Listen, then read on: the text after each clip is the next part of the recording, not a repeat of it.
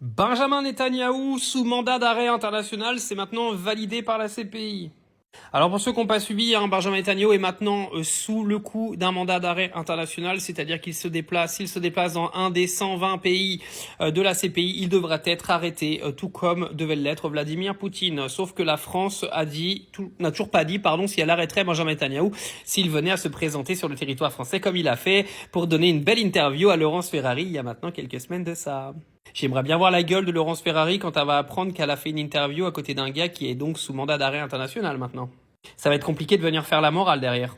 Alors bien sûr, quand il s'agit de Netanyahou, on a notre cher Meir Habib qui a donc parlé. Il a dit que c'est un scandale judiciaire.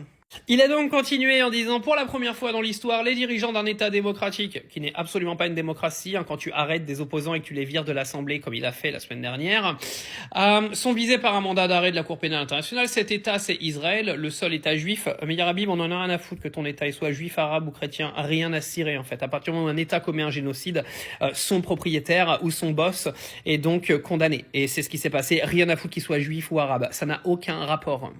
Israël qui se défend, pas du tout. Benjamin Netanyahou est déterminé à continuer à défendre son peuple et à gagner cette guerre, n'en déplaise à ce cirque immonde. En fait, vu que maintenant Meir Habib conteste des mandats d'arrêt internationaux, il serait temps d'arrêter Meir Habib également. Parce que je trouve que sa propagande est proche de l'apologie, en fait. Donc ce serait peut-être bien de l'arrêter, je pense. S'il ne doit plus venir en France ou en Angleterre, il ne viendra plus. Ça tombe bien, on va plus voir sa gueule. Ce qui est terrible, c'est qu'un juge français, 120 ans après l'affaire Dreyfus, a pris cette décision. Je suis très triste. Oh, quel dommage. On est tous tristes de te voir triste, Meir. Du coup, tu ferais mieux de retourner voir Timon, je pense, il te consolera.